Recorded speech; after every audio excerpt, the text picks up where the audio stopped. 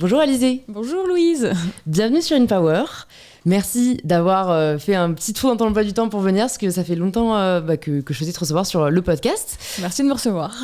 J'ai hâte d'échanger avec toi. Je crois que tu es la première sportive de haut niveau. Non, j'ai reçu une surfeuse pro. En tout cas, tu es la première tenniswoman que je reçois. Ou en tout cas, ancienne sportive de haut niveau. Est-ce que pour les personnes qui ne te connaissent pas encore, tu peux te présenter de la façon dont tu le souhaites? C'est un exercice difficile pour moi. Je sais, mais tu vois là, comme c'est un podcast, tu peux y aller dans la longueur, ce que tu veux. Je m'appelle Alizée Lim, j'ai 31 ans. J'hésite entre je suis ou j'étais joueuse de tennis professionnelle, parce que je joue encore, mais je ne joue plus à temps plein le circuit professionnel comme avant.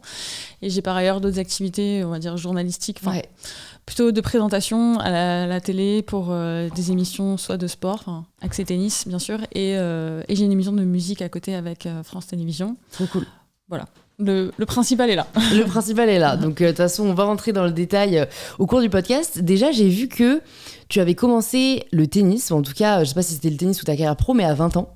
Et que tu avais fait des études avant à la Sorbonne. Et c'est vrai que c'est un parcours atypique dans le sport de haut niveau. On entend beaucoup, faut commencer à 8 ans, à 9 ans, ou même avant. Et voilà, et c'est un peu un parcours que tu suis enfant. Et après, le dilemme, tu dois faire face à un dilemme entre continuer ou arrêter sur une voie plus classique. Qu'est-ce qui a fait que toi, tu as commencé si tard et comment est-ce que tu te voyais avant cette décision, quoi? Alors, ce qui s'est passé, c'est que je viens d'une famille qui est très axée études. Voilà, le tennis ne fait pas partie de notre vie, à part... c'est un loisir. Le tennis, c'est un loisir. Je n'ai pas des parents entraîneurs ou anciens pros de sport. Donc, en fait, il était logique de suivre la voie classique, comme mes grands frères et sœurs, d'aller à l'école. Ensuite, on m'a inscrite à un tournoi. Quand j'étais petite, j'ai commencé à gagner. J'ai été repérée par la Ligue, donc c'est, on va dire, le comité départemental ou régional, on va se formuler comme ça. Donc tu es repérée et tu commences à rentrer dans un espèce de moule de jeunes enfants qui sont envoyés par la Ligue pour aller jouer les tournois nationaux et donc être entraînés à un niveau national. Et à ce moment-là, on te propose d'aller en sport-études ou de faire le CNED, ce que faisaient la plupart de mes consoeurs et confrères qui jouaient au tennis à partir du collège à peu près.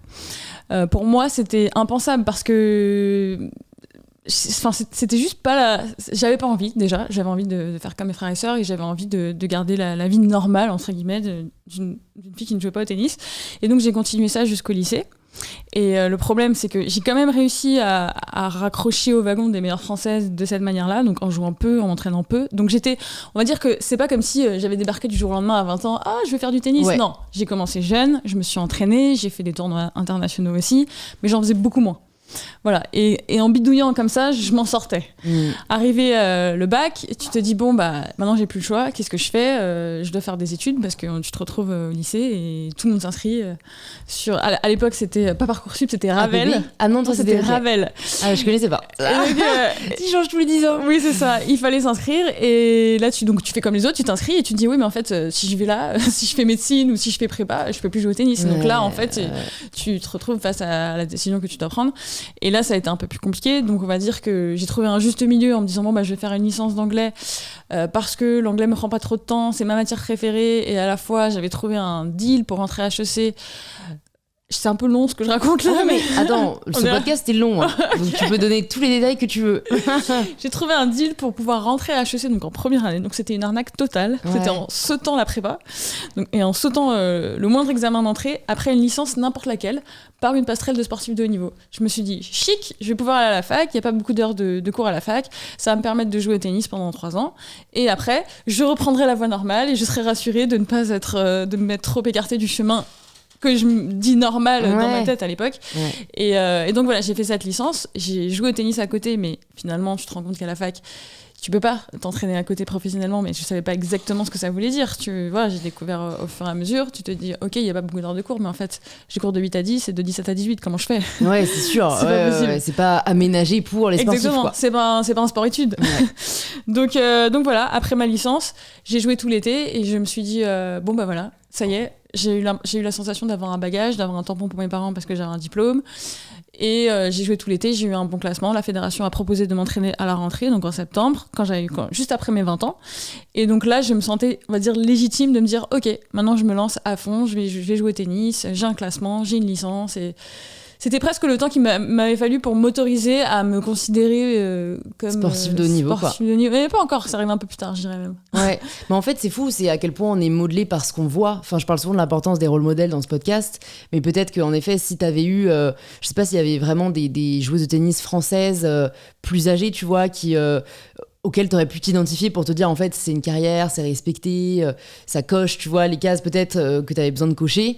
Mais en fait là, je trouve qu'il y a peu de modèles. Je pense que c'est même plus facile pour un homme de se dire, même si tu es dans une famille, tu vois, qui est très portée sur les études, de se dire ok, bon bah il y a Tsonga, il y a Gasquet, il y a voilà, qui nous montre que Yannick Noah, que en fait ça peut être vraiment une carrière et pas la peur qu'ont un peu, je pense, pas mal de gens qui sont dans le sport, de se dire en fait on a tellement répété, c'est 1 sur 1 million que il y a trop peu de chances que j'y arrive, quoi. C'est ça, en fait, mais je pense que ça vient beaucoup de tes parents aussi et de ton environnement, parce que tu peux avoir des parents qui vont te dire c'est 1 sur 1 million, soyons safe, on va pas s'embarquer là-dedans, c'est pas pour nous. Ça, c'est les autres. Et vraiment comme peut-être n'importe qui se dirait est-ce que je vais devenir une grande chanteuse, tu te dis c'est inaccessible. Donc moi j'étais dans cette idée d'inaccessible par rapport au tennis professionnel. Mais tu peux aussi avoir un parent qui va te dire tu vas être la personne qui va gagner des grands chelems et qui va devenir numéro 1 mondial, c'est sûr et certain, et qui te met ça dans le crâne depuis tout petit. Et dans ce cas-là, la question se pose même pas. Ouais. Tu vas même pas te dire bon bah je vais aller à l'école. Non, tu te dis bon bah voilà, je suis ma route et c'est ce que je vais aller chercher. Et tu penses avec le recul, je sais pas si t'en as rencontré qui ont eu ce type de parents. Est-ce que tu penses que le deuxième type de parents, le deuxième type. Ouais. Est-ce que tu penses que c'est plus bénéfique d'avoir des parents qui dès le début te conditionnent pour être un champion?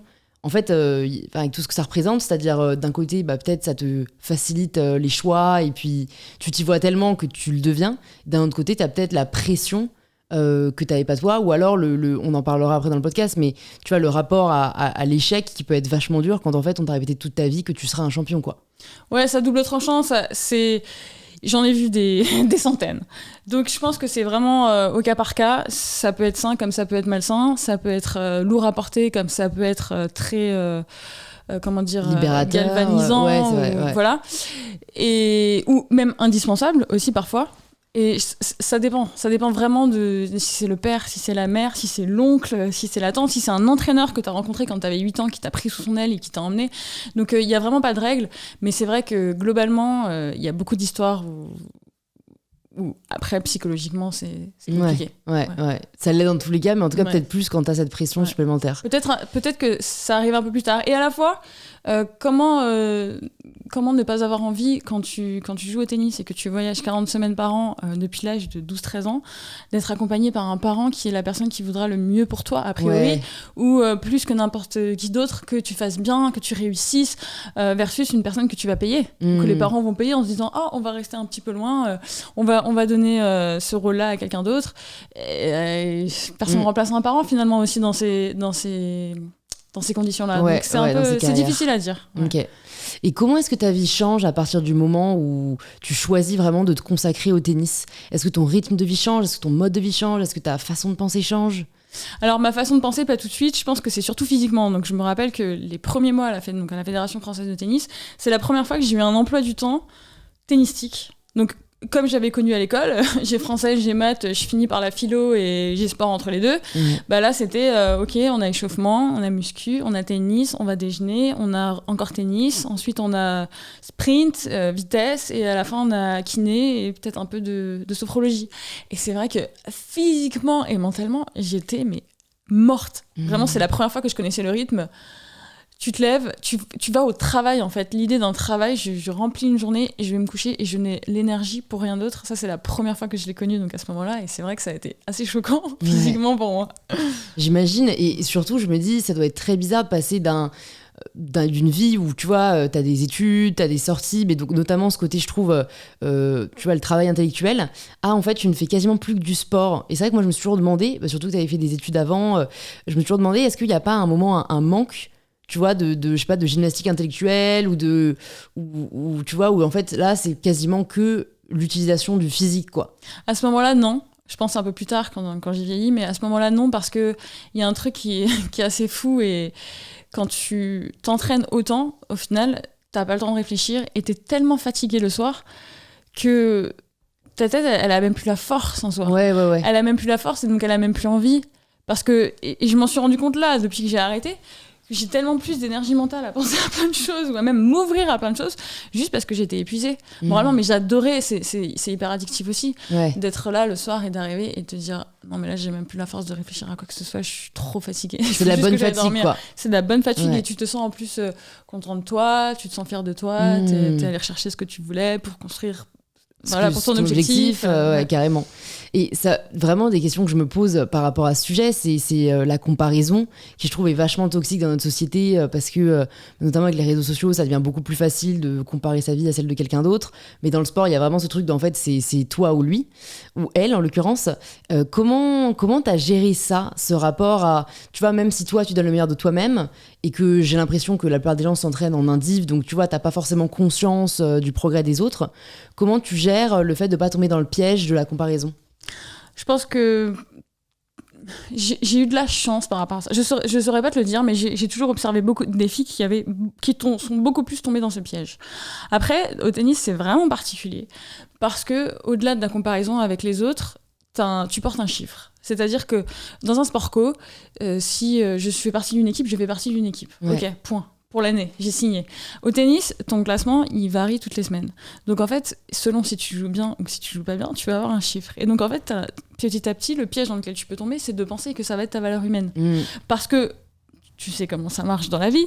Selon si ça brille ou si ça brille pas trop, les gens vont se comporter d'une façon ou d'une autre à l'instant T. Et ça, c'était quelque chose que je ressentais très fort. C'est-à-dire que quand on arrivait dans la salle de gym, si on venait de faire un tournoi et comme tout le monde connaît les résultats de tout le monde, tu t'arrives et que tu as fait un bon résultat, tu arrives là beaucoup plus fier ou bien dans ta peau que si tu viens de faire 3 ou 4 premiers tours d'affilée et que tu as la tête dans le seau et là où tu as l'impression que tu es nul et que tu n'es pas à ta place et que tout le monde le sait et que tout le monde se le dit et voilà, enfin... Et ça peut se transposer à plein de choses dans la vie normale, mais au tennis, c'est comme ça. Et effectivement, la comparaison est extrêmement facile. Parce qu'il y a des résultats chaque semaine et il y a un chiffre. Donc tout simplement, tu as des âges. Le plus dur pour moi, ça n'a pas été tellement... je dirais pas que je me suis comparée en termes de... par rapport à une autre fille en particulier, mais c'était par rapport à l'âge. Ça, c'était vraiment, vraiment dur. C'est-à-dire qu'on te fait tout le temps sentir que ils appellent ça des temps de passage, que t'es trop vieille.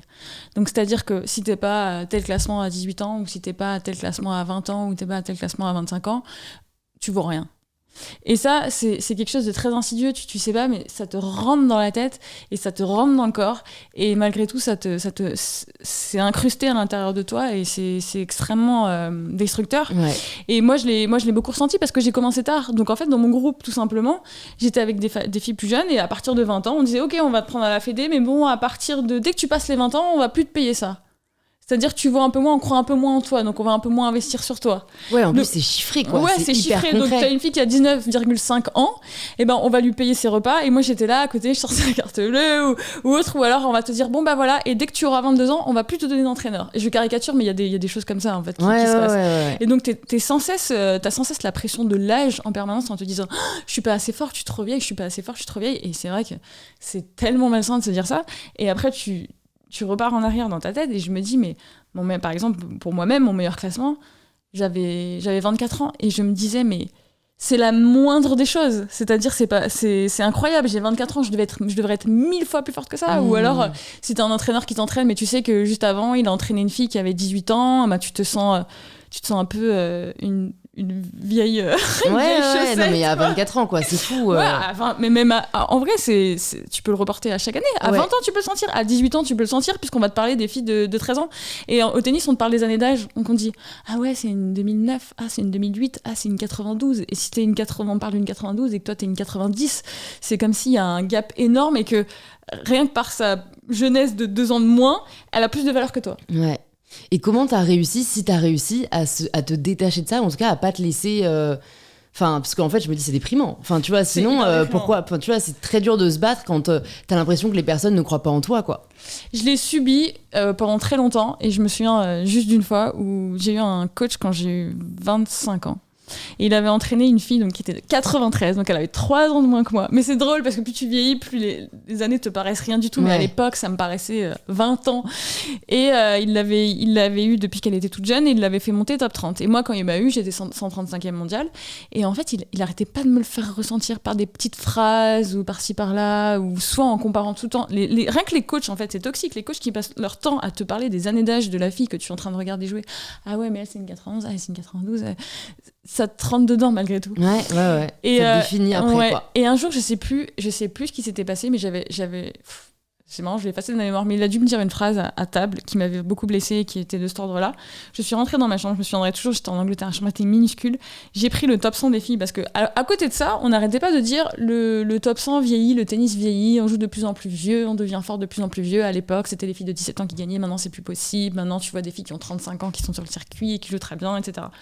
Et j'ai pris toutes les filles du top 100 et j'ai noté les années d'âge de chaque fille et j'ai additionné les 100 et j'ai divisé pour voir quelle année j'avais et donc la moyenne et donc quel âge et j'avais trouvé je sais plus 30 ans ou 29,5 ou un truc plus âgé que moi.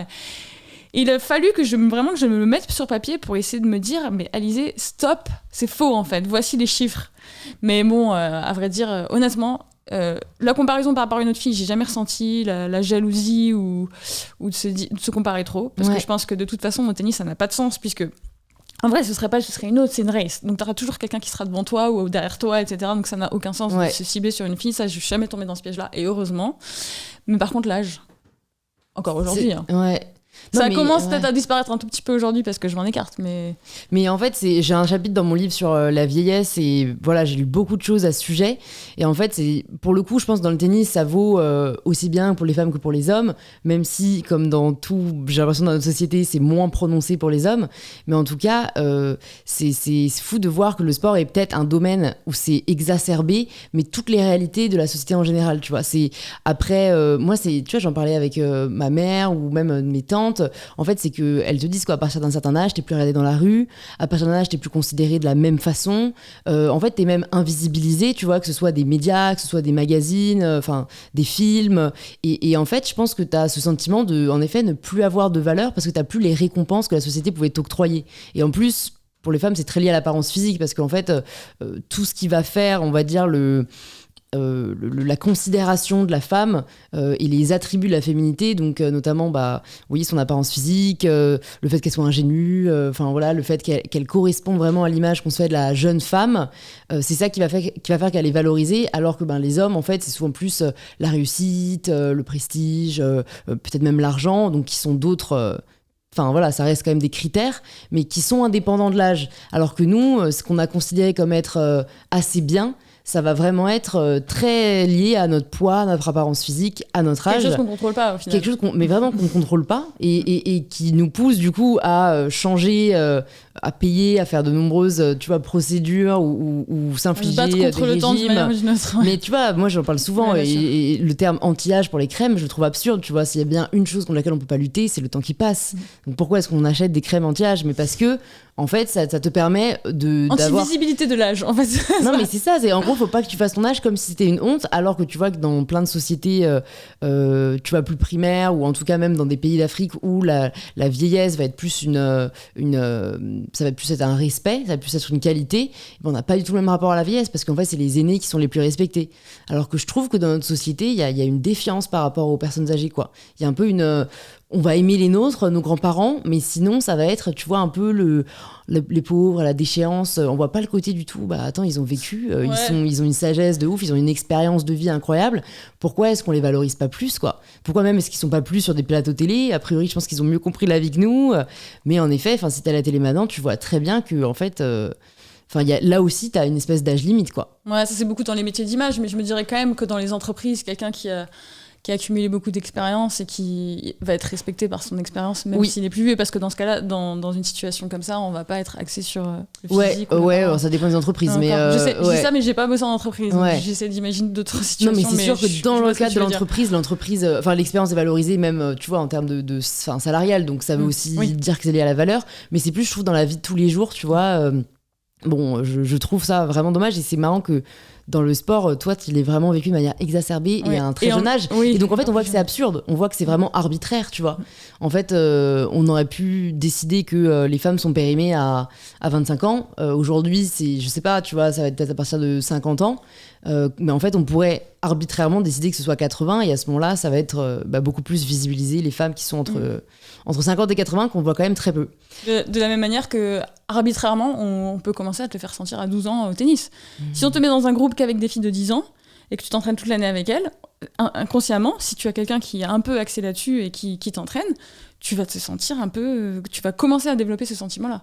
Donc en fait, c'est à n'importe quel âge, ça n'a pas de sens. Donc en fait, c'est l'environnement et... Ouais, t'as raison. Donc c'est rassurant parce que le fait... J'espère que pour les personnes peut-être qui sont plus âgées que nous et qui ressentent ça, se rendent compte, par cet exemple du sport, qu'en fait, c'est exactement le même procédé dans la société, à un âge différent, mais qu'en fait, il est tout aussi arbitraire que ce que t'as vécu toi, quoi. Ouais, en plus, je te donne ça par hasard comme exemple, mais à la fois, je me rappelle que quand je suis rentrée à cette ligue dont je parlais tout à l'heure, j'étais de 90 et je m'entraînais qu'avec des 91. Et je me souviens que c'était déjà un peu genre, ah ouais, mais elles sont plus jeunes que moi. Ah oui, si je l'ai battue, ah oui, mais elle est plus jeune que moi. Donc ça vaut pas, ça vaut rien. Ouais.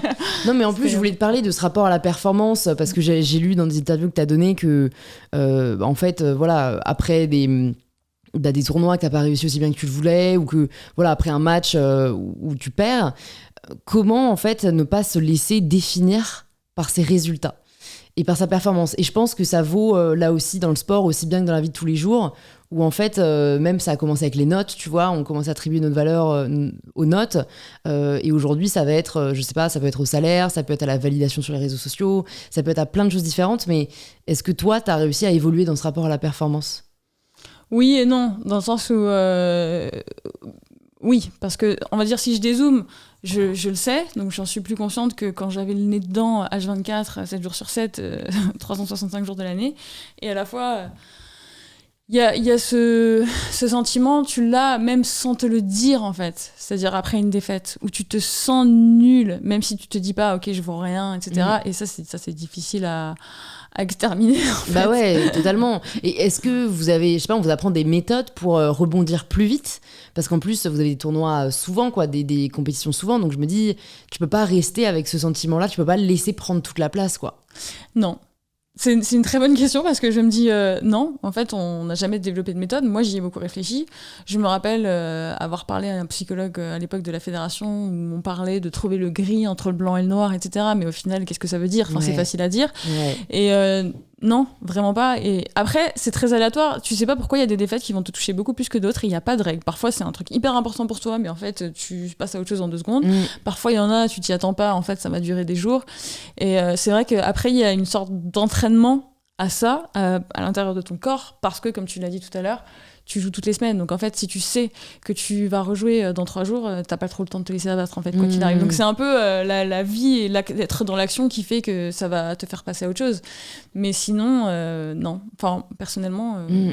j'imagine que c'est la gestion des émotions. Tu dois le décider comme ça. Je vais décider que ça m'affecte plus. Je sais pas, après, il doit y avoir des chemins psychologiques à prendre, peut-être, mais j'avais pas travaillé ça. Ouais, non, mais je pensais que dans le sport de haut niveau, justement, on effet, peut-être des coachs ou des préparateurs...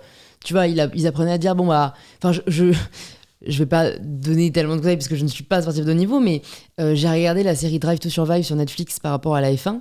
Et en fait, tu vois que, alors je pense à Lewis Hamilton, mais qu'après chaque course où il a pas eu le classement qu'il aurait aimé avoir, en fait, il arrive très vite il a réussi à se conditionner en mode, ok, je vais vraiment étudier le match, je vais regarder le replay, je vais voir là où en fait j'aurais pu faire mieux, et comme ça en fait ça lui donnait, on va dire, la motivation et l'énergie pour se remettre en selle et se dire ok, c'était une erreur qui va m'amener à un stade, on va dire, supérieur, et en fait je vais faire de cet échec quelque chose de positif, quoi. Alors effectivement, quand tu as la chance d'avoir, alors nous c'est pas forcément de l'étude vidéo, tu peux pas vraiment faire ça tout seul, mais c'est un coach, quand t'as un coach qui a un regard sur toi, qui t'apporte un regard extérieur en te disant t'as fait ça de bien, t'as fait ça de mal, viens on va retourner au travail tout de suite, c'est beaucoup plus facile de passer à autre chose que quand t'es seul, que tu sais pas pourquoi, que donc tu ne peux pas te concentrer sur quelque chose de concret et de précis et à améliorer, comme tu viens de le dire pour Lewis Hamilton, mais que tu t'enlises dans ce simple sentiment de nullité et sans avoir quelque chose de concret à tirer. Ça, c'est le pire sentiment. Et c'est pour ça que moi, j'ai toujours trouvé que la vie tennistique est extrêmement difficile quand tu es seul. Alors que finalement, c'est difficile aussi quand tu as un coach, mais rien que pour moi, ça m'allégeait de 90% de ce poids. Pour cette raison-là que je viens d'évoquer, c'est plus facile de passer à autre chose parce que, ok, tu peux aller de l'avant. Tu peux te dire, bon, bah, comment je corrige ça ? Et tu te sens moins... Bah, c'est ça, t'as une espèce d'option, quoi. Oui, t'as c'est une ça. Solution pour aller de l'avant. Je sais que t'as pas mal parlé, et puis on parlera de ton livre aussi, mais du fait que t'étais HPI et hypersensible. Alors, je sais pas si c'est les deux, mais en tout cas, j'ai vu HPI.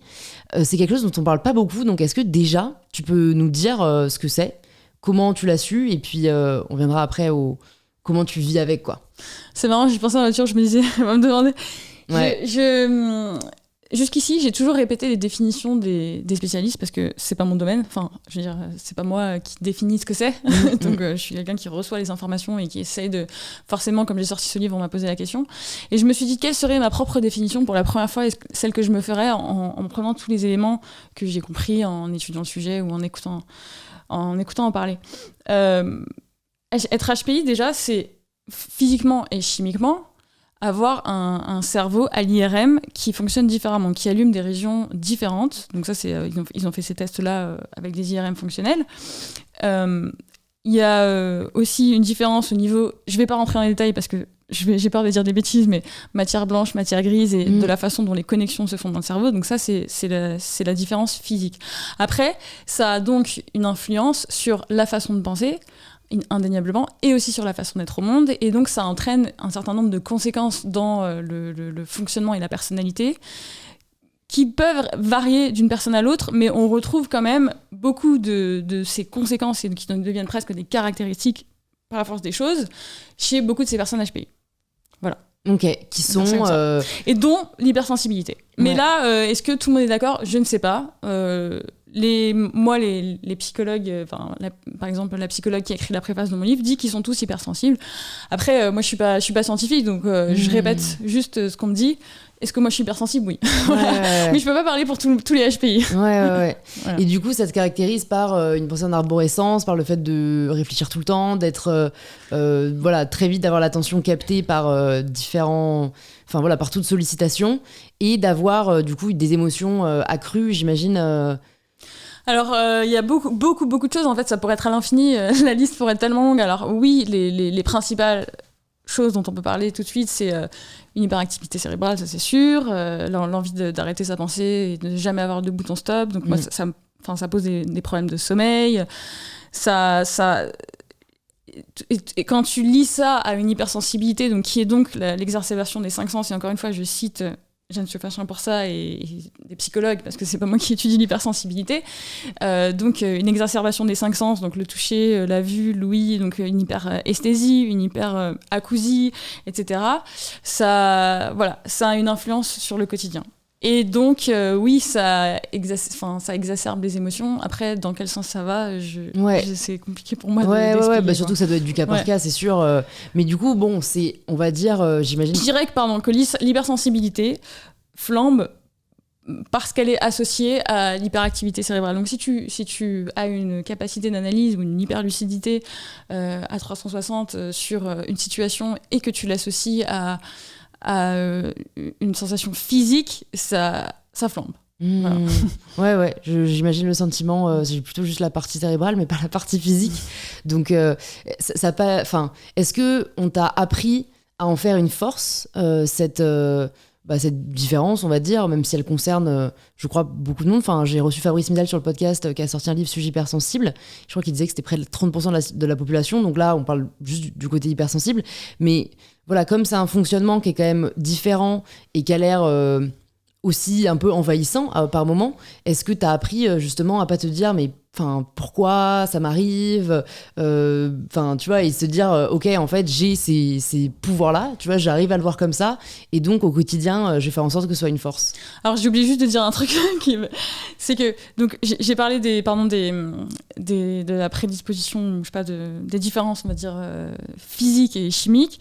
Après, comme on le sait, on fait un test de QI et on considère que les personnes HPI sont celles qui ont un QI supérieur à 130, et on analyse aussi d'autres choses parce que c'est pas juste un test, c'est pas juste ça. Donc il y a des tests de personnalité qui sont associés à ça. L'hypersensibilité, aujourd'hui, apparemment, il n'y a pas de test. Il n'y a pas de test validé, prouvé scientifiquement qui peut valider une hypersensibilité. Donc c'est très difficile de dire ok, est-ce qu'une personne est hypersensible ou pas, est-ce que je le suis ou je le suis pas, parce qu'en fait au final c'est selon comment nous on se sent. Mais voilà. C'était quoi ta question déjà ? Ma question c'était comment tu as réussi à en faire une force en fait, surtout dans le monde du sport où ça peut être, je pense, un handicap presque. Oui, alors c'est vraiment à double tranchant cette spécificité ou cette particularité, parce que naturellement aussi, grâce à ce fonctionnement, quand j'ai dit il y a des conséquences, on a évoqué ça, mais il y a aussi une capacité de rebondissement ou une résilience qui est déjà exacerbée aussi, dont tu peux naturellement te servir parce qu'elle t'a été donnée. Enfin, moi, c'est comme ça que je le ressens. Donc, le côté force et faiblesse, pour moi, il est donné de base. Ouais. Après, est-ce que tu arrives à pencher la balance d'un côté ou d'un autre ? C'est vraiment selon ce que t'offre la vie et comment, effectivement, tu te sers de tes pouvoirs, pour reprendre tes mots tout à l'heure. Et ça, c'est un travail de tous les jours qui n'est jamais acquis. Donc, je dirais pas qu'il y a un moment où tu te dis « ça y est, j'en ai fait une force, c'est bon ». Non, c'est-à-dire qu'à un instant T, à un instant T, t'en fais une force. À un instant T, tu te fais piéger. À un instant T, c'est une douleur et c'est une souffrance. À un instant T, tu arrives de nouveau à en faire une force et tu cherches en permanence à en faire une force. Mais au final, il n'y a pas de recette magique. C'est vraiment, je connais mes forces et mes faiblesses, comment je les utilise dans chaque situation qui m'est donnée par la vie. Ouais. Et qu'est-ce que tu voulais partager dans ce livre Éloge de l'inconditionnel ? Pourquoi tu t'es dit ok, j'ai quand même envie de parler de ce sujet-là au grand public ? En fait, j'ai pas eu envie de parler de ce sujet-là au grand public, je voulais parler de tennis à la base. Ouais. Je voulais parler de tennis et je voulais faire un livre qui expliquait le tennis à haut niveau. Parce qu'à chaque fois que je parlais à des gens, je me rendais compte qu'ils savaient pas ce que ça voulait dire. Quand je disais ah oui, nous on paye notre entraîneur, oui on est tout seul, oui c'est un sport individuel, les gens ont tendance à juste regarder le tennis à la télé et à penser que c'est ça et c'est tout, et à pas forcément comprendre le mécanisme général. Et je trouve qu'avec mon parcours, c'était une bonne idée de le faire de l'intérieur, parce que comme j'ai découvert comme une personne lambda, comme on disait tout à l'heure, qui n'a pas eu l'esprit forgé à ça, donc qui a pu avoir un regard, un recul en fait, complètement neutre, de partir d'une page blanche et qui a observé ok, donc le tennis c'est comme ça, ok, les gens sont comme ça, ok, on va faire ça. Je pouvais emmener, je me dis, j'ai l'opportunité de pouvoir emmener le lecteur ou le spectateur dans l'intimité de ok, comment c'est la vie d'une joueuse de tennis. De la même façon que je me suis dit, j'adorerais avoir un livre de quelqu'un qui m'explique comment c'est le milieu de la danse classique en partant de zéro et comment tu franchis les étapes, etc. Donc je voulais parler de ça. Et après, je sais pas pourquoi, en commençant à écrire, j'ai commencé à écrire sur mon enfance. Et je pense que j'ai été biaisée ou préformée dans ma tête, que c'était déjà écrit inconsciemment, parce que j'avais lu beaucoup de témoignages de personnes HPI, élèves surdoués. Donc peut-être qu'en lisant souvent les passages sur les enfances, j'avais sûrement écrit mes propres passages, et c'est sorti comme ça. Et au final, j'ai fait un ordre chronologique qui fait que ça a tout englobé, et que dans ma façon de raconter le tennis, au final, j'ai pas pu me détacher de ce que j'étais et de ma particularité. Et au moment de le publier aussi, je dois avouer que j'ai pas eu de piston quelconque pour pouvoir publier mon livre. Donc, quelle était ma légitimité de le publier ? Je savais pas comment l'expliquer. C'est-à-dire qu'il est sorti comme ça et je me suis dit, ça parle de quoi ce livre ? Vraiment, je ne savais pas. Et je me suis dit, ça parle de tennis, ça parle de HPI, que j'ai envie d'en parler, de pas en parler. Et je voulais pas en parler, je voulais pas le mettre dans le titre. Et c'est les éditeurs qui m'ont forcé à en parler en me disant non mais c'est un sujet en fait, t'es obligé de le dire, tu peux pas juste pourquoi tu racontes ça. Alors moi je voulais pas, j'aurais voulu qu'il sorte brut comme ça, mais en fait j'ai pas eu l'autorisation entre guillemets. Bah en fait je pense que c'est aussi oui, pour que les gens se reconnaissent dans ton témoignage et que ça puisse parler moi je trouve ça bien au final, même si je suis pas pour les étiquettes, je trouve ça bien qu'on apprenne à ne pas faire de la différence quelque chose dont on doit avoir honte. Tu vois, parce qu'en fait, j'ai l'impression que tu voulais pas le dire parce que justement, ça t'aurait peut-être catégorisé. Alors qu'en fait, voilà, t'es HPI, t'es tenniswoman, et en fait, on devrait pas se dire que c'est mieux ou moins bien. C'est juste que tu es comme ça, et donc c'est ce qui te représente le mieux. Et pour le livre, c'est quand même ce qui compte, je pense, avant tout, quoi. Oui, alors je pense que c'était surtout de la pudeur. Parce que pour moi, c'est pas quelque chose que tu cries sur tous les toits, c'est quelque chose de vachement intime. Parce que toi-même, tu sais ce que ça engendre à l'intérieur de toi, et en fait, c'est toi l'idée que tu te fais cette idée-là parce que tu te dis, annoncer cette étiquette, ça veut dire tout ça à l'intérieur de toi, donc c'est comme si tu donnais un livre ouvert. Ouais. Mais les gens savent pas forcément, et ils le reçoivent pas forcément comme ça de l'extérieur, donc au final, c'est pas si grave.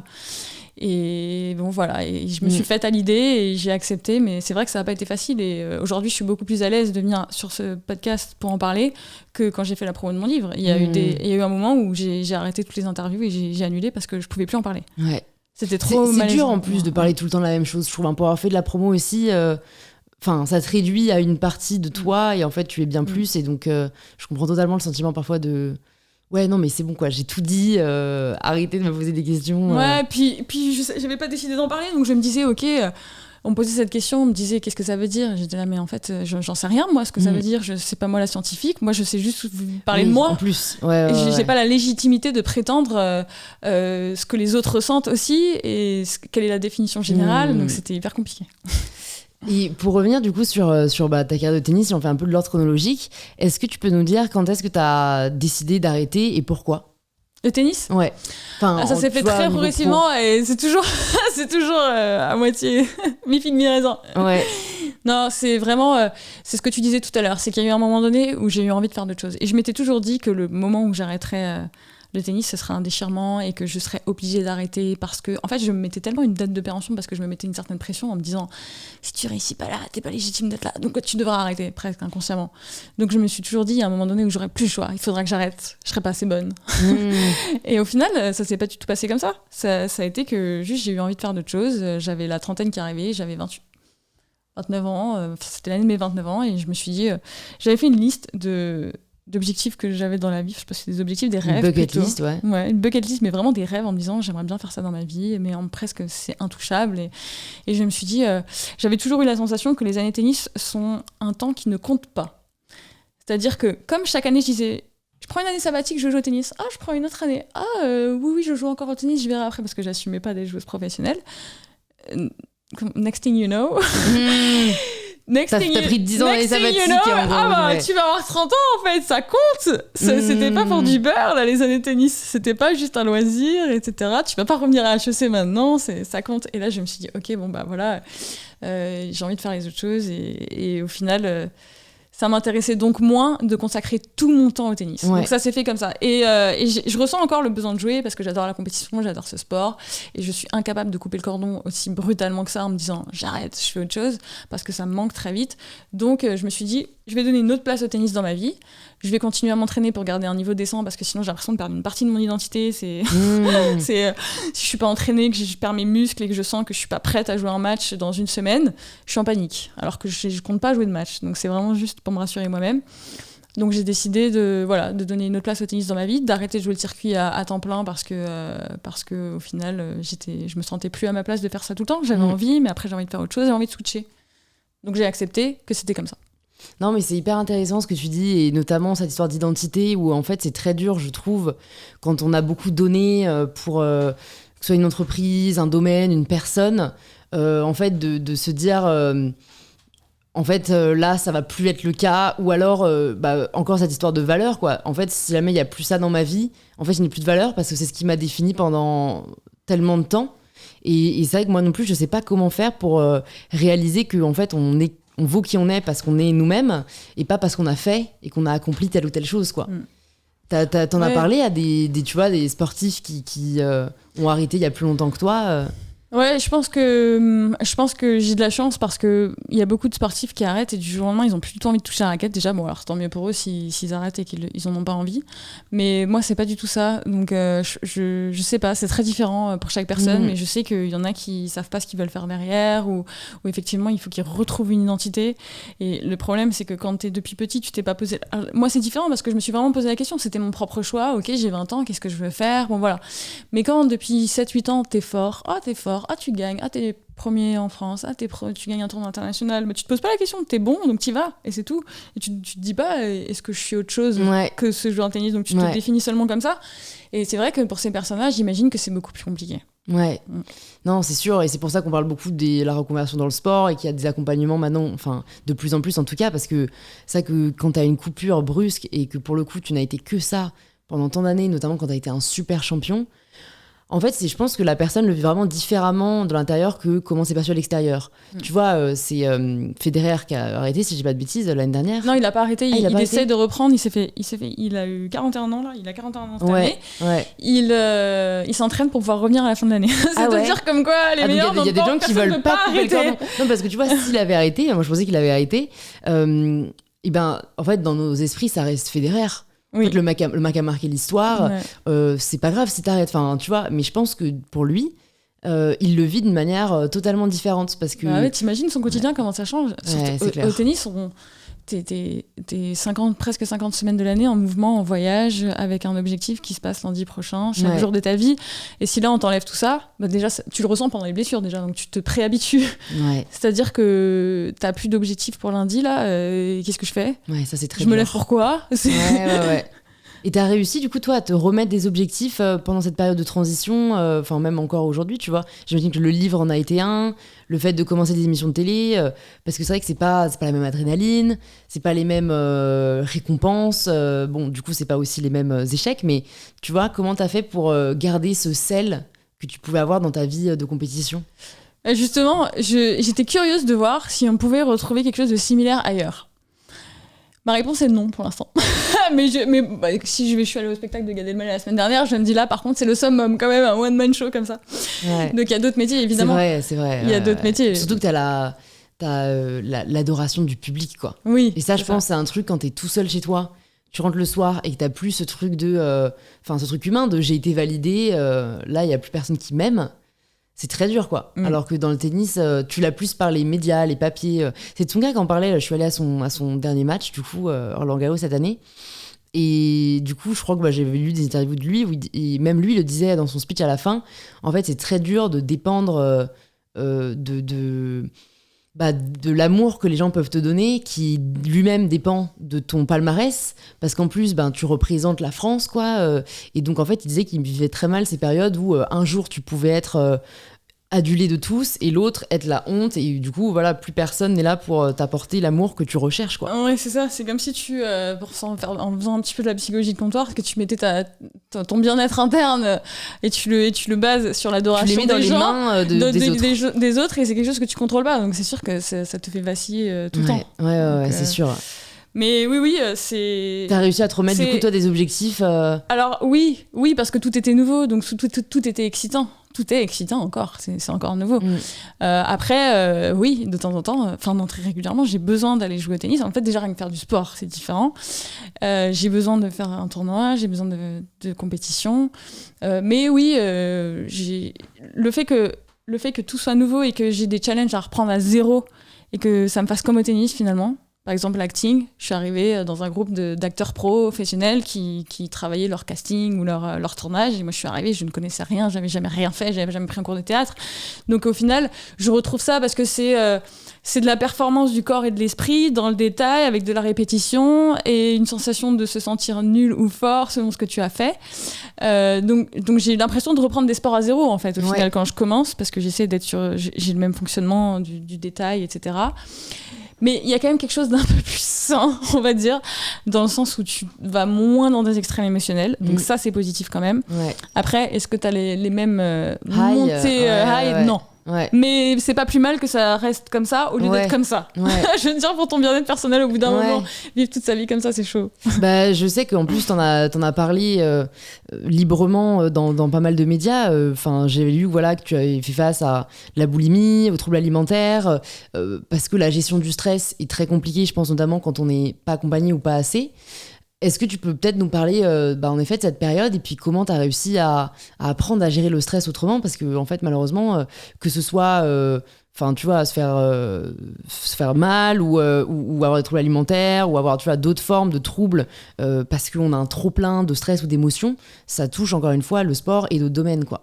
C'est vrai que justement depuis que le tennis est mis de côté, je remarque de façon passive, c'est pas parce que j'ai fait un travail quelconque, ou peut-être que j'ai grandi, mais voilà, sans m'en rendre compte, mon alimentation est beaucoup plus stable. Beaucoup plus stable. Et je pense que c'est vraiment le tennis qui crée ça, parce que ça te met dans une condition émotionnelle tellement intense, tellement troublante, tu contrôles rien, t'as l'impression de tout faire pour que ça marche, mais au final tu perds toutes les semaines, donc toutes les semaines t'as une sensation d'être nul, et en plus tu regardes les autres jouer, donc les autres sont meilleurs que toi, donc oui, je pense que déjà être seul dans une chambre d'hôtel, même quand tu pars en vacances, t'as tendance à prendre la boîte de céréales, ou si tu t'ennuies, en fait, n'importe qui pendant le confinement, les gens ont envie de manger, en fait. Donc déjà, faut se dire qu'au tennis, il y a beaucoup de temps mort où t'es dans une chambre d'hôtel, tout seul. Donc t'es dans la solitude, tu peux être en train de digérer une défaite, donc en fait c'est propice à ça, quoi. Enfin, je veux dire, à part être au téléphone pendant des heures avec tes amis ou regarder des séries ou lire des livres, très vite tu t'en prends à la bouffe. Et en plus de ça, il y a un rapport au corps qui est particulier parce que c'est du sport, parce qu'il faut quand même être fit, parce que t'es quand même dans des tenues... on est presque en maillot de bain parfois sur le court de tennis, donc les gens se regardent, tu es sur une scène, les gens te regardent de haut en bas, c'est silencieux, ils peuvent regarder, si tu dis un mot ils entendent, si ta jupe est un peu trop courte on le voit, si t'as pris 2 kilos on le voit. Donc je pense qu'il y a un rapport au corps où oui, tu aussi en fait, parce que t'as envie moi personnellement en tout cas, je compensais tout simplement un manque affectif ou un vide par la bouffe. Derrière tu te sens mal parce que tu te dis ça va impacter je vais les être performances, grosse ou j'en sais rien, je vais être, enfin voilà, mais après c'est absurde, hein. Évidemment que tu le sais que c'est absurde, mais en fait tu t'auto-blâmes de choses où tu te dis, mais en fait je pense que c'est vraiment comment t'as pu perdre le contrôle de toi-même à ce point-là, t'es vraiment nul, et donc tu te blâmes d'avoir mangé, mais c'est même pas forcément pour le physique, c'est vraiment mais oh là là, mais qu'est-ce que t'es faible, et donc tu t'en veux, et derrière tu vas te faire vomir, et etc. tu essaies de reprendre le contrôle. C'est un cercle vicieux, c'est un cercle vicieux comme ça. C'est un cercle vicieux totalement, et je pense que c'est peu de gens en parlent, et surtout peu de gens ont des solutions à apporter sur comment sortir de ce cercle vicieux. Alors bien sûr il y a l'accompagnement psychologique, mais c'est vrai que parfois je trouve qu'on peut pas apprendre aux gens à être plus indulgents avec eux-mêmes, quoi. Alors moi j'ai trouvé un petit moyen qui marche un tout petit peu. Alors pour te raconter, moi je pense que ce que j'ai fait à un moment donné, c'est ce qu'une nutritionniste avait appelé, je sais pas si ça s'appelle vraiment comme ça, etc. J'ai regardé quand même sur internet à l'époque, une anorexie athlétique. C'est-à-dire que moi c'était associé au sport, c'est-à-dire qu'il fallait que j'arrête de manger du sucre, j'arrête de manger du gluten, que je mange des protéines le soir, que ceci, que cela. Et en fait je me suis mise à tout contrôler, donc comme une anorexique, mais version sport. C'est-à-dire que... moi je dirais de l'orthorexie athlétique. Parce que j'ai fait de l'orthorexie, en tout cas ce qu'on a appelé aujourd'hui l'orthorexie. Je sais pas ce que c'est. En fait, c'est le fait de contrôler tout ce que tu manges et ton sport, mais sans te faire vomir. Donc après, je sais pas, tu vois, mais en tout cas, moi, il y avait ce côté... Moi, si jamais je sortais de ça, je pouvais aller me faire vomir. En fait, c'est presque des règles que tu t'es mises. Tu t'es dit, ok, donc là, je serai la personne parfaite si je mange comme ça, comme ça, comme ça. Si j'échoue, j'ai 2 options. Soit je vais courir. Par exemple, j'ai mangé un chocolat. Je vais courir 20 minutes. Soit je me fais vomir. Et en fait, c'est comme si tu te dis, ta journée sera parfaite si tu as rempli toutes ces cases. Et si t'as pas rempli toutes ces cases, t'as raté. Et t'es nul. Et franchement, ça me rappelle des souvenirs. Et t'as ce besoin à tout prix de retrouver le contrôle, sinon ton cerveau n'est pas tranquille. C'est ça. Et donc après, ça devenait une règle. C'est-à-dire que tu peux pas manger de riz blanc le soir, parce que le soir, il n'y a pas de féculents. Et si tu manges des sushis, ça devient un drame, etc. Alors moi, comment ça a switché, c'est qu'en fait, je me suis rendu compte qu'à un moment donné, je ne dormais plus.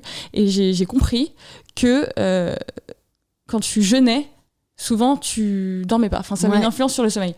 Et là ça devenait tellement insupportable, je m'entraînais beaucoup et je faisais des heures sup parce que j'allais courir en plus, parce que si j'avais trop mangé j'allais courir, et là je me suis dit à un moment donné, en fait là j'ai vraiment trop envie de dormir, et c'est ça qui a switché pour moi, ça a pris le dessus. Et donc il y a eu un jour où je me suis dit, ce soir je vais manger du riz. C'est tellement bien. Ce soir, je vais manger du riz, j'ai envie de dormir. Et quand j'ai vu que ça a marché, ça m'a motivée. Et puis peut-être voir le fait que tu prennes pas de poids, en fait. En fait, je crois sincèrement que le fait que tu prennes du poids ou que tu prennes pas du poids, c'est vachement lié à si tu te dis que tu vas prendre du poids, tu vas... Enfin, vraiment, hein. Parce que je vois aujourd'hui, je mange 10 fois plus qu'avant, où je fais beaucoup plus d'écart et je grossis moins, mais parce qu'en fait, si je prenais une cuillère en trop, je m'en blâmais tellement qu'au final, le poids il était déjà pris d'avance. Il y a quand même vraiment une dimension psychologique. Ouais, il y a une vraie dimension psychologique. Et sinon, dans le truc que j'ai trouvé seulement, c'est-à-dire que il y a une pression psychologique que tu te mets en te disant, ok, là j'ai été nulle, j'ai foiré, à partir de demain c'est bon, ou à partir de lundi c'est bon. Je pense que c'est un grand classique de se dire ça. Et moi personnellement, dans toutes ces phases-là qui arrivaient jusqu'à la date butoir, je pétais un plomb. Parce que tu sais déjà que tu vas te priver d'eux, donc que tu vas être malheureuse. Donc tu te lances dans un truc où tu craques et tu fais une crise de boulimie parce que t'as tellement peur d'en être privé derrière que tu vas dans l'excès. Mais en fait, c'est que toi qui t'en es privé derrière. Donc en fait, c'est toi qui te mets dans cette situation de te forcer à la boulimie. Donc j'ai appris à contrôler mon cerveau en me disant... J'essaie de trouver un juste milieu tout le temps et je ne me mets plus de date butoir. Et parfois, c'est-à-dire que je me mentais moi-même, je me disais, t'as le droit, prends du chocolat, t'as le droit, ça fait rien, t'as le droit. Et en me donnant le droit, quelque part, j'en avais moins envie et donc c'est devenu plus stable. Je sais pas si ça a du sens, mais... Mais ça a totalement du sens, hein. C'est la diabolisation de la nourriture. Et en fait, le fait de diaboliser la nourriture, déjà, ça te donne plus envie de la voir, mais ça te donne aussi après plus envie de défaire ce qui est considéré comme un craquage, ce qui est au final écouter ton corps. Enfin, tu vois, je tiens quand même à le dire, c'est vrai que pour les personnes qui nous écoutent et qui traversent peut-être des phases comme ça, il n'y a pas de bon ou mauvais aliment, en fait. Il y a de la nourriture et c'est... Enfin, voilà, t'en as, oui, au plan nutritionnel, simple, qui t'apporte de quoi faire fonctionner ton corps. Mais en fait, si jamais tu n'as pas à quoi aussi satisfaire ton esprit et ton bien-être, en fait, tu n'as aucun équilibre. Et je pense qu'il faut à la fois savoir se détacher de la peur de prendre du poids, parce que ça arrive sur plusieurs mois, plusieurs années, et absolument pas quand on se fait plaisir et qu'on écoute son corps. Et aussi savoir se détacher de la volonté, enfin en tout cas de moi ce que j'avais, qui était l'alimentation parfaite. Moi c'était pas tellement le poids, c'était plus, j'avais peur que si je mangeais du sucre, tu sais, en fait, si tu suis des personnes qui parlent que de l'alimentation saine, si jamais tu lis que des choses par rapport à ça, t'as l'impression que le jour où tu manges du sucre, t'es en train d'empoisonner ton corps. Moi j'avais vraiment ce sentiment-là, et en fait, c'est vrai que je pense que plus tu le fais, plus tu t'éloignes des personnes qui en parlent et des personnes toxiques de manière générale, plus tu arrives à te rendre compte qu'en fait, c'était de la peur. Et qu'il y a beaucoup plus de peur que de mal, quoi. Oui, parce que nous, en fait, le truc, c'est qu'avec mes copines du tennis, on parlait que de ça. À un moment donné, on ne parlait que de ça. Tout ce que je viens de te raconter, on se le disait ensemble. On voyageait avec nos petites balances portables et on se posait tous les matins ensemble et on se disait, alors, toi combien ce matin ? Toi combien ce matin ? 57,2, 57,3. Et c'était un drame, en fait. Et je pense qu'à un moment donné, c'est passé par là aussi. Arrêtez d'en parler, déjà, stop. Et je dirais un autre truc, au cas où ça aide quelqu'un d'autre, donc ça rejoint ce que tu dis, c'est qu'à un moment donné, c'est l'histoire que tu te racontes. Et donc, si tu peux trick ton cerveau aussi, enfin moi c'est ce que j'arrive à peu près à faire maintenant, c'est se dire ok, donc là soit je me le représente de façon négative, c'est-à-dire comment j'ai fait pour manger une mousse au chocolat, je suis nulle, et ben je me tourne à l'envers en me disant j'ai mangé qu'une mousse au chocolat alors que tout le monde a bu du vin, en plus de la mousse au chocolat je suis vraiment une génie quoi. Je suis vraiment super forte et donc je me le dis comme ça maintenant, et comme ça je trouve le moyen d'être fière de moi même si j'ai mangé un truc. Et donc le rapport, donc je le prends de façon plus légère, et je suis sûre en plus que tu grossis moins. Mais oui, non, mais t'as raison. Et puis, bon, je le rappelle quand même, ce n'est pas grave de grossir, parce qu'on a tendance à diaboliser la prise de poids, alors que le poids de forme est différent pour tout le monde. Mais je vois ce que tu veux dire. Et c'est vrai que c'est triste d'en arriver à là, quoi, de se dire, enfin, en fait, on reste un peu dans le côté, j'aurais pu faire pire. Et moi aussi, je me disais un peu ça. Hein. Je me disais, ok, j'ai pris du fondant, mais en effet, j'ai pas bu ça, ou je me suis pas resservie, ou... Mais je pense que... Et en plus, enfin... Je crois que quand même, moi, ce qui m'a le plus aidé, c'est vraiment me nourrir de contenus différents. Tu vois, c'est pas juste me nourrir de l'extérieur, mais c'est me nourrir de l'intérieur. Et en fait, je pense que notre inconscient, on joue quand même un énorme rôle, si ce n'est le grand rôle dans ces troubles. Et donc, déjà, parler de ces problèmes, parce que c'est souvent lié à des problèmes, aide énormément. Donc, voir une psychologue ou un psychologue. Mais aussi, changer... son propre état d'esprit, son propre rapport à soi-même. Et pour moi, ça passe par... Enfin, tu vois, j'ai lu Beauté fatale de Mona Chollet qui m'a beaucoup aidée, où tu vois des parcours et du coup, t'as du recul parce que du coup, c'est pas ton histoire, celle de quelqu'un d'autre, mais tu te reconnais dedans. Tu peux te rendre compte des pièges dans lesquels t'es tombé. Et aussi, donc, qui déconstruisent un peu les injonctions de la société. J'en parle aussi dans mon livre. Mais aussi juste te dire, ok, je vais suivre des personnes qui vont pas parler de bouffe tout le temps, qui vont pas parler de sport tout le temps. Et en fait, je vais m'accomplir ailleurs, quoi. J'ai aussi arrêté de suivre toutes les mannequins sur Instagram. Ah, mais ça... Mais vraiment. C'est genre un des premiers conseils, hein. Mais en même temps que j'ai arrêté d'en parler, j'ai vraiment arrêté de suivre les mannequins sur Instagram parce que c'était pas possible. Ouais, bah pareil, sur ton inconscient, en fait, ça joue tous les jours, tu les vois, tu dis pourquoi je suis pas comme elle, et tu te dis bah du coup il faut que je mange moins, ou il faut que je fasse plus de sport, et suivre moi des personnes qui parlent beaucoup plus d'acceptation de soi, et vraiment, tu vois, pas juste le montrer, mais qui en parlent, qui parlent de la théorie derrière, et qui donnent des vrais conseils, ça fait son petit bout de chemin, progressivement, tu vois. Et je pense aussi, si t'es entouré des bonnes personnes, si dans ton couple, la personne aussi est... Carrément. Te trouve belle comme ça, oui. et vraiment te le fait comprendre en fait qu'on s'en fiche et te le fait rentrer dans le crâne, ça aide vachement. Non mais c'est franchement, il faut se détacher des personnes toxiques, que ce soit sur le net ou dans la vraie vie. Et je sais que si vous nous entendez et que vous êtes un copain toxique qui vous fait comprendre que vous avez pris du poids et que du coup vous êtes plus désirable, juste quittez-le en fait. C'est-à-dire que quelqu'un qui t'aime vraiment, non mais vraiment. c'est pas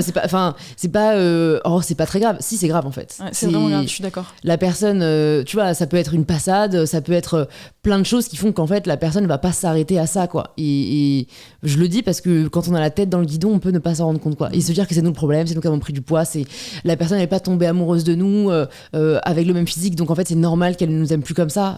Non. C'est horrible. Ouais. C'est malheureusement bien trop fréquent.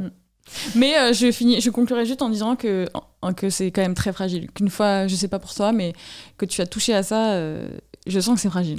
C'est vrai, c'est une question qu'on me pose beaucoup. Et en fait, pour moi, ça dépend beaucoup de mes périodes de vie. C'est-à-dire que j'ai eu des périodes de vie où je l'avais vraiment dépassé.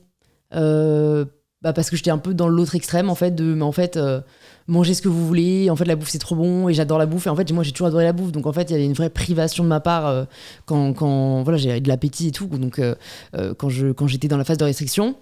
Et en fait, ça peut revenir, moi, par rapport à d'autres sujets. C'est généralement pas le poids, mais c'est plus l'impact de la nourriture sur ta santé. Donc normalement, tu vois, notamment j'ai arrêté la pilule et du coup direct en fait dans la naturopathie on te dit en fait tels aliments ça va empirer tes hormones, ça va empirer ta peau et du coup tu te remets à contrôler vachement quoi. Ouais. Donc et puis je pense que ça peut être dans des phases de rupture, enfin tu vois. Bien sûr, c'est ça. Comme tu dis c'est fragile, mais moi il y a des phases où vraiment c'est pas un sujet du tout, tu vois. Ouais, moi aussi il y a des phases où c'est pas un sujet, mais je sens qu'il y a des moments où quand tu deviens un peu fragile, comme tu dis, ça peut revenir au galop et là il faut se rappeler comment t'as fait très vite parce que ça. Ouais. Ça peut et peut-être en parler à une personne de confiance à qui vous pouvez dire voilà là je sens que je retombe dans mes travers et je pense qu'il y a moi je sais que certaines paroles peuvent vraiment m'aider à justement sortir de ton cercle vicieux mental et te remettre un peu sur selle quoi quand c'est quelqu'un d'autre qui te le dit avec bienveillance. Et personnellement je ne me lance plus jamais dans un régime. Ouais. Dans un régime où c'est écrit qu'il faut faire ci, qu'il faut faire ça, et à l'avance. C'est ok, je vais faire un peu plus d'attention, mais voilà, ça ira pas plus loin que ça, si je me dis ça. Et puis c'est ok de se dire ça quand t'as mal mangé pendant les fêtes, t'as envie de te sentir mieux, voilà, chacun fait ce qu'il veut pour toi. Mais alors, le régime, c'est pas possible. Moi, je sais que justement, quand j'étais assez fragile, si je retombe dans le calcul, ne serait-ce qu'une journée, je vais devenir perfectionniste, etc. Et je peux très vite retomber là-dedans. Mais en fait, ce dont on parle, c'est ça, le underlying factor, voilà, je suis désolée parfois je fais des anglicismes mais ça sonne mieux, le facteur sous-jacent c'est le perfectionnisme, tu vois, c'est que ça touche des personnes perfectionnistes et en fait je trouve que c'est très dur, on n'est pas accompagné parce qu'il n'y a pas de règle pour tout le monde mais tu vois, en gros t'as un symptôme, le trouble alimentaire, ce qui est généralement en dessous c'est soit un problème de famille etc, soit genre une caractéristique donc, qui est souvent le perfectionnisme, mais souvent je suis en train de découvrir que le perfectionnisme vient aussi de quelque part et en fait tant que t'as pas réglé ce premier truc là t'auras toujours les deux derrière ou les trois derrière qui seront présents dans ta vie quoi. Et c'est très dur de remonter à la bottom line des choses quoi. Ouais, je vois très bien ce que tu veux dire parce que pour ma part je pense que ce perfectionnisme là arrivé dans des moments où justement tu souffres beaucoup de l'intérieur et donc tu veux que ta coquille soit parfaite pour surtout que ça se voit pas. C'est vrai, non mais j'aime bien moi aller dans le fond des choses parce que je pense que ça peut aider beaucoup de gens et donc ouais, toi tu penses que c'est en fait tu l'auras toujours dans ces périodes de vie plus difficiles à vivre? Je sais pas, mais je pense quand même qu'il faut se rappeler, je sais que j'ai réussi à l'apprivoiser mais je pense pas que ce soit parti. Je pense que je l'apprivoiserai toujours, j'aurai toujours les clés pour l'apprivoiser parce que ça partira jamais, mais est-ce qu'il y aura pas un moment où il faut que je me rappelle mes règles pour l'apprivoiser? Je pense que oui, toujours. Voilà. Non mais c'est vrai que c'est très difficile, je le vis aussi en effet. En fait moi c'est plus quand tout va bien, alors c'est très profond comme phrase mais genre j'ai l'impression que tous mes soucis d'ordre de comportement ou sont plus là, genre je suis guérie tu vois. Et en fait dès que j'ai des phases où il y a un truc dans ma vie qui va moins bien, c'est comme si tout refaisait surface et là tu te dis mais en fait j'ai pas du tout progressé tu vois, où est le progrès quoi. Et ça, je trouve que c'est difficile et ça me fait dire qu'en fait, j'ai pas traité justement les trucs de base. Et je sais pas quels ils sont. Non, je pense qu'il y a du progrès parce que tu le gères pas de la même façon quand ça revient, j'imagine. Franchement, ça dépend quoi. Ça dépend quoi. Il y a des trucs vraiment, je retombe dedans les deux pieds dans le plat, alors que souvent on dit en effet c'est moins pire la deuxième fois, la troisième fois, et en fait, non. Et alors, je sais pas ce que ça vaut, mais il y a un livre que j'ai lu Alors que je crois que j'en ai déjà parlé. J'avais beaucoup aimé, maintenant je l'aime moins parce que je me dis en fait il m'a pas aidé. Mais c'est... Attends, c'est quoi déjà le livre ? Je l'ai juste là, c'est le livre de Louise Hay, je le mettrai dans les notes. You Can Heal Your Life. Je n'ai pas le titre en français, mais il existe en français aussi. Et en gros, elle dit, elle a coaché des gens toute sa vie. Tu vois, ça a vraiment été son plan de bataille. Elle a une vie horrible en plus. Donc, tu vois, elle est vraiment un peu la preuve de ce qu'elle dit. Et donc, elle te dit que la bottom line de tout le monde, c'est « You are not enough ». Tu ne te sens pas assez. Tu ne te sens pas comme ça. C'est-à-dire que tu aies eu un problème de couple, de finances, de maladie, en fait, la bottom line, c'est toujours « Je ne me sens pas assez bien. Je ne m'aime pas assez ». Et tu vois, au début, je suis là « Non, mais c'est trop vrai et tout ». Et en fait, je pense en vrai que c'est vrai. Mais je pense que c'est tellement difficile d'arriver au point où tu te sens assez que du coup, je suis là, genre, franchement, faites un autre livre. Vous donnez quand même un peu les méthodes. Parce qu'elle parle beaucoup des affirmations. Donc, qui, je pense, est un outil, mais en fait, ne suffit pas. Genre, et je trouve qu'il y a un truc très, très culpabilisant. Enfin, tu vois, après avoir lu le livre et essayer d'appliquer les méthodes, où tu vas faire tes affirmations tous les matins, tu vas te répéter dans la glace des trucs et tout. En fait, tu ne vois pas de résultat. Et donc, en fait, tu te dis encore plus que tu es nul. Ouais, puisque ça marche pour les autres, puisque c'est écrit dans un livre et pour moi, ça marche pas. Non, mais c'est ça, c'est que tu te remets encore plus en question. Et donc, bref, je pense ça que c'est vrai. Si tu veux régler des problèmes quand même profonds, comme tu l'as dit, enfin, parce que ça vient d'une cause mais profonde. Mais il y a des exemples, tu vois. Donc, en fait, ça te fait dire que ça marche. Bah, tant mieux, hein. Mais bon, après, donc s'il y avait une recette magique qui pouvait marcher pour tout le monde, ce serait trop simple. C'est sûr, c'est sûr. Et on l'aurait donné depuis bien longtemps. Mais donc, faites attention aux gourous, en effet, qui peuvent te donner l'impression que, genre, c'est ça le remède à tous tes maux, quoi. Ouais. Écoute, il y a d'autres sujets que je voulais aborder avec toi avant de terminer, parce que ça fait déjà 1 heure et je n'ai pas vu le temps passer. Heureusement que Clément est là pour me le dire. Parce que je me disais, quand on parlait, je me disais, on va faire tout le podcast là-dessus, on est parti, bon, c'est pas grave, elle recoupera. Ouais, non, mais je pense que je reprends même pas, parce que j'aime bien, quand on approfondit des sujets, c'est des trucs dont on parle pas dans tous les épisodes, tu vois, donc ça aidera, j'espère, beaucoup de gens. Et c'est la première fois que j'ai fait beaucoup d'interviews sur mon livre, mais c'est la première fois que j'en parle comme ça. Bah écoute, je suis ravie. Merci de ta sincérité. Est-ce que tu peux nous parler peut-être des rêves que tu as dans justement cette bucket list où quand t'as arrêté, tu t'es dit, ok, il y a ça que j'ai envie d'accomplir, ça que j'ai envie d'accomplir Alors, il y avait écrire un livre, donc je m'y suis mise tout de suite. Il y avait toucher à, parce que c'était très vague et j'ai pas d'objectif de résultat, pour le coup, pour ne pas me sentir pas assez, à l'acting, à la comédie, au jeu de la comédie. Donc, je me suis inscrite à ce cours dont je parlais tout à l'heure. Donc, presque en y étant, j'ai déjà accompli ce que je voulais. Ouais. Mais évidemment, j'aimerais bien aller plus loin et essayer de jouer dans un film un jour. On verra si ça marche ou pas. Et il y avait de dessiner des vêtements, donc je l'ai fait avec le coq sportif, puisque j'ai été égérie et à la fois je pouvais dessiner mes tenues de tennis, donc ça c'était hyper cool. Ah ouais. Et c'est vrai que ça m'a beaucoup manqué pendant un temps. Au début, quand j'ai arrêté le tennis, c'était vraiment quelque chose que j'avais mis aussi en priorité, mais petit à petit ça m'intéresse moins. Je pense, parce que je suis de plus en plus sensibilisée à l'environnement, etc. Et je me dis... pourquoi fabriquer encore plus de vêtements alors qu'on devait surtout essayer d'en acheter moins. Donc voilà, ma mentalité change par rapport à ça. Mais voilà, après j'ai beaucoup aimé le process de l'écriture. J'ai vraiment adoré cet état. Donc j'espère y retourner un jour. Pourquoi, dans quelle mesure et dans quel contexte, j'en sais rien. Mais j'espère un jour, évidemment, je vais pas le forcer. Il faudra que ça vienne peut-être d'accoucher un truc. Ça se ressent, que j'accoucherai dans d'autres trucs. Toi aussi, je crois que t'as écrit à la main, non ? Ouais, j'ai écrit à la main la première partie. Ok. Ouais. Après, la femme qui a écrit ma préface, ma psychologue, Jeanne Siofachin, m'a dit, mais écris quand même sur l'ordinateur, tu verras, tu pourras pianoter mieux et bouger tes phrases et c'est quand même plus pratique. Et c'est vrai que je suis assez d'accord, quand tu testes ta musicalité, à un moment donné, t'es quand même un peu plus souple. Mais bon, j'adore écrire à la main aussi. Donc, moi, j'ai toutes mes feuilles là-bas. Pour le coup, je suis d'accord, c'est plus simple. Mais en fait, il n'y a pas de bonne méthode. C'est-à-dire que moi, je préfère au contraire avoir mes feuilles. Et en fait, moi, j'avais fait ça comme une disserte, tu vois, où j'avais toutes mes feuilles de brouillon. Et donc, en fait, quand tu écris ta partie, tu peux te dire, ah ok, ça j'écris ça là, ça j'écris ça là, ça j'écris ça là. Alors que sur un ordi, tu dois scroller, retrouver la bonne page, puis remonter pour... Horrible. Moi, j'ai écrit comme une rédaction, en fait. Ouais. Donc j'ai tout rédigé tout de suite. Ah ouais. J'écrivais, t'as pas fait de brouillon, plan Non, j'ai écrit comme ça sortait. Alors, je me suis fait un journal intime, quoi. Ouais, je me suis fait un peu un plan chronologique juste pour me rappeler des choses parce que j'ai dû étudier, genre, en quelle année j'ai joué à tel tournoi, etc. Ça fallait que je recherche. ou quel événement avait lieu en quelle année, ou relire des journaux intimes pour voir en quelle classe c'était arrivé, etc., pour savoir dans quel ordre le remettre.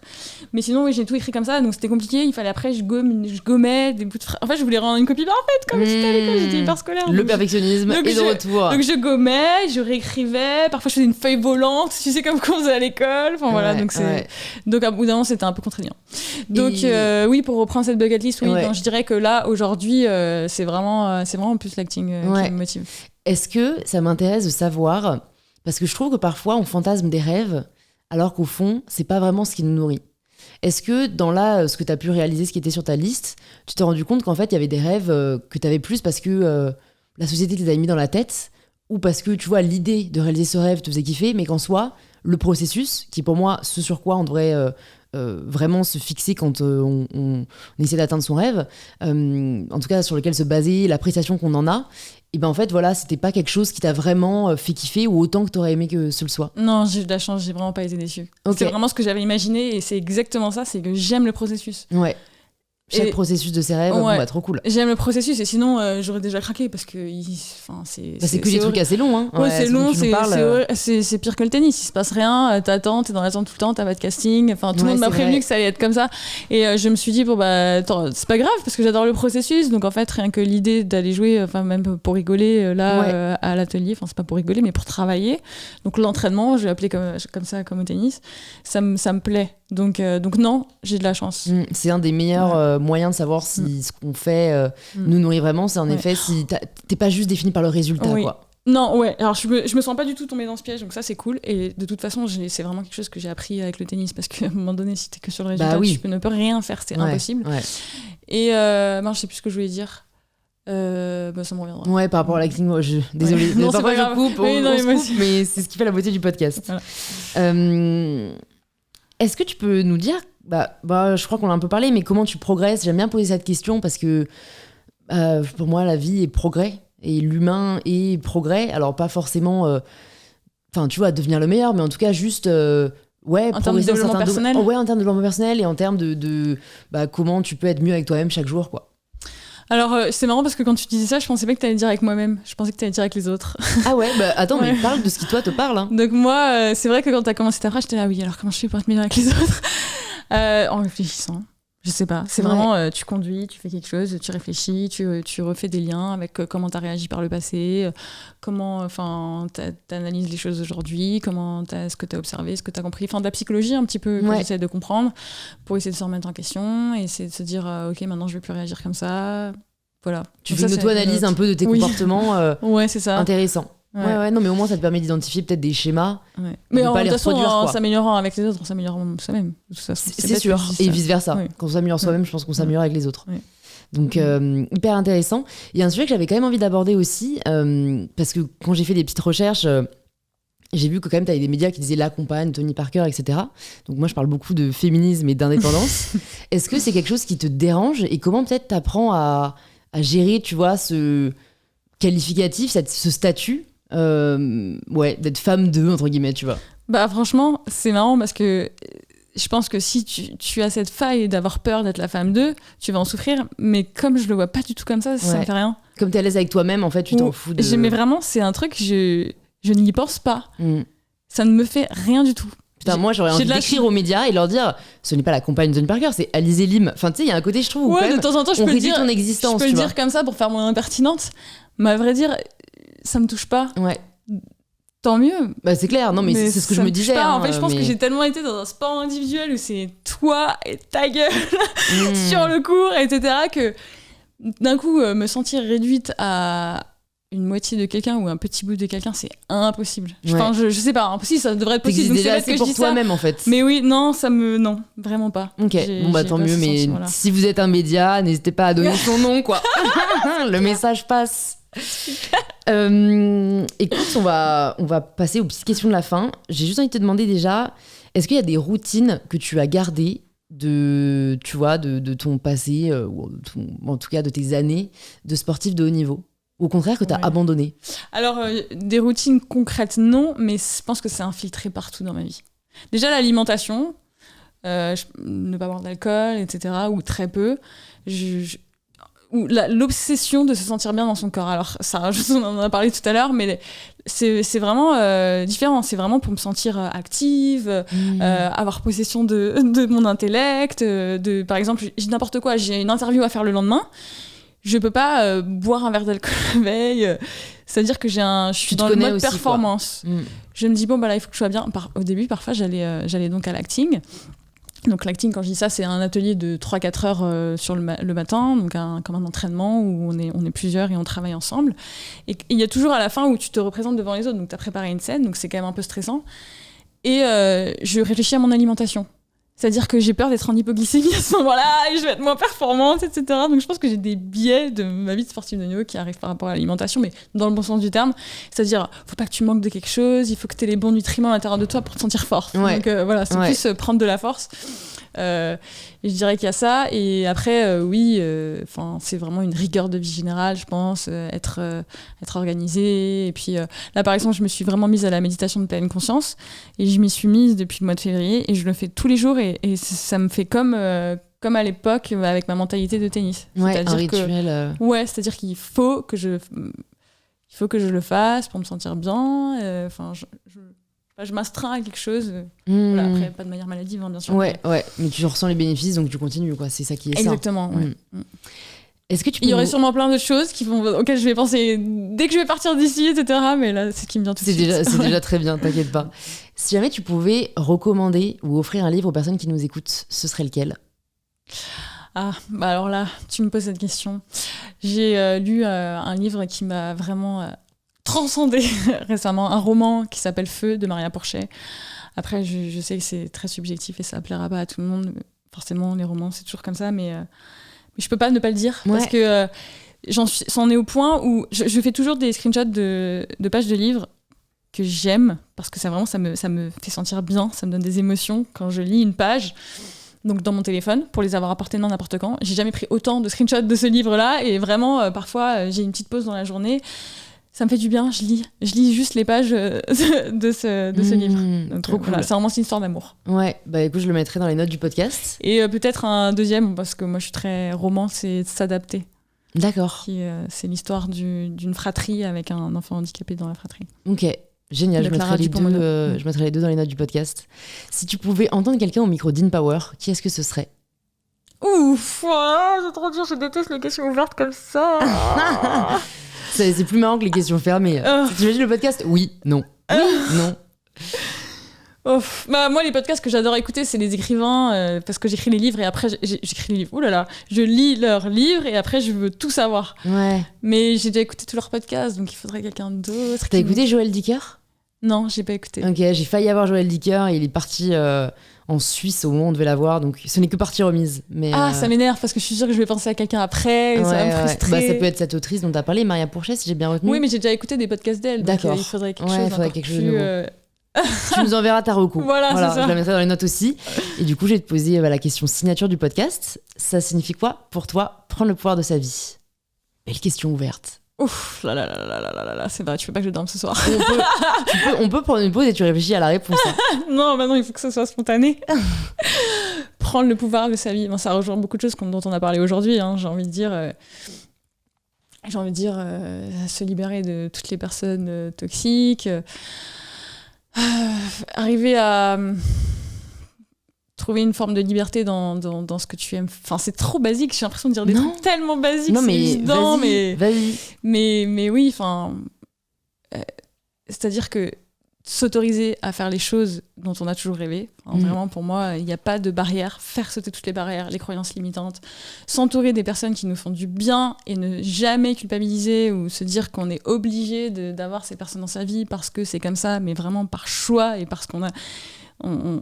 Vraiment, moi, je ne supporte pas qu'on m'impose dans mon entourage des personnes qui me donnent des émotions négatives. Donc voilà, un mix de tout ça. Ok, bah écoute, j'aime beaucoup et c'est que des bons conseils à appliquer. Donc merci beaucoup Alizée. Merci à toi. C'était hyper cool d'échanger avec toi. Pour les personnes qui nous suivent et qui veulent en savoir plus sur toi et sur ce que tu fais, où est-ce que tu veux qu'on les redirige ? Bon, je sais pas, j'aime pas faire trop de... je suis sur tous les réseaux sociaux. Je suis plus sur Insta que sur le reste. Après... Ouais, non mais je le mets comme ça, voilà. Chacun pourra faire comme il veut, mais moi, ce sera dans les notes. Sur Instagram, alors. À très vite. À très vite, salut, Bye. merci.